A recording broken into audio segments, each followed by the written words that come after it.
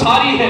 آج آپ بڑے قصے سنتے ہیں، فلاں بزرگان دین میں سے فلاں نے دین کے لیے یہ قربانی دی. میں نے کہا ساری کائنات کی قربانیاں اکٹھی کر لو، ساری کائنات کی محنتیں اکٹھی کر لو، ساری کائنات کے جذبے اکٹھے کر لو، لیکن میرے مصطفیٰ کے صحابہ کو نہیں پہنچ سکتے. حضرت ابو ایوب انصاری رضی اللہ تعالیٰ عنہ، امیر المؤمنین حضرت امیر معاویہ رضی اللہ تعالیٰ عنہ کا دور آیا ہے.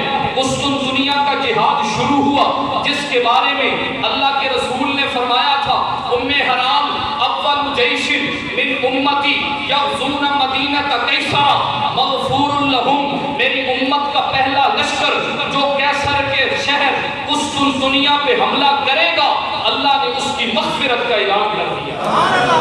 اس لشکر کے اندر شامل صحابی کا نام حضرت ابو ایوب انصاری رضی اللہ تعالی عنہ ہے. لشکر کے اندر شامل ہوئے، 6 مہینے تک محاصرہ جاری رہا. یہ امیر معاویہ کا لشکر تھا.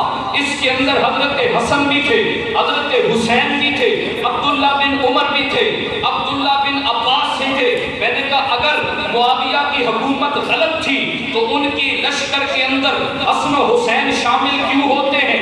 عبداللہ بن عمر کیوں ہوتے ہیں شامل؟ عبداللہ بن عباس شامل کیوں ہوتے ہیں؟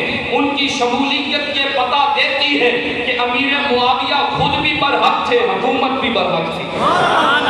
حضرت امیر معاویہ کا لشکر شامل ابو ایوب انصاری رضی اللہ تعالیٰ عنہ ہے. موت کا وقت قریب آیا، محاصرہ 6 مہینے تک طویل ہو چکا تھا. موت کا وقت قریب آیا. حضرت ابو ایوب انصاری نے اپنے رشتہ داروں کو، اپنی اولاد کو، اپنے ساتھ والوں کو جمع کیا. لوگ جمع ہو گئے. جناب آپ کو کیا مسئلہ ہے؟ کوئی بات ہے تو ہمیں بتا دیجئے. فرمایا میں ایک وصیت کرنا چاہتا ہوں. جناب حکم کریں، اس کی ضرور تعمیل ہوگی. آپ تو نبی کے صحابی ہیں نا. تو حضرت ابو ایوب انصاری نے یہ وصیت کی ہے کہ میری موت آ جائے گی، مجھے لگتا یوں ہے بیماری کا غلبہ ہے، میں اسی محاصرے میں مر جاؤں گا، میری وفات ہو جائے گی.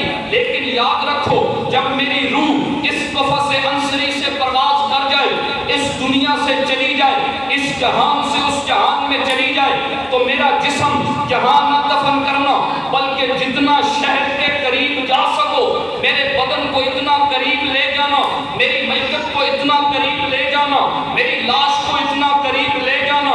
جتنا اللہ کے راستوں میں چلو گے اتنا اپنے ساتھ اٹھا کے چلنا. جناب اس کی وجہ کیا ہے؟ حکمت تو بیان کر دیجئے نا. حضرت ابو ایوب انصاری فرمانے لگے، دوستو میں اس لیے یہ کہتا ہوں کل جب قیامت کا دن ہوگا، اولین و آخرین، پہلی امتیں، بعد والی امتیں، انبیاء کے صحابہ پہلوں کے بھی، اولیاء بھی، علماء بھی، شہداء بھی، صدیق بھی موجود ہوں گے.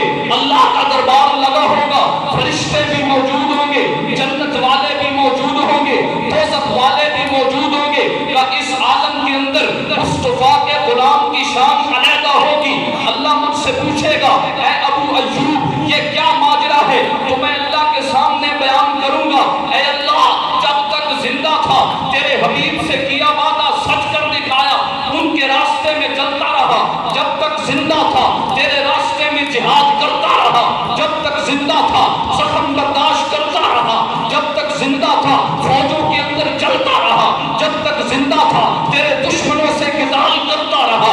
جب تک زندہ تھا تیرے نام کی سربلندی کے لیے تلوار اٹھائی رکھی ہے.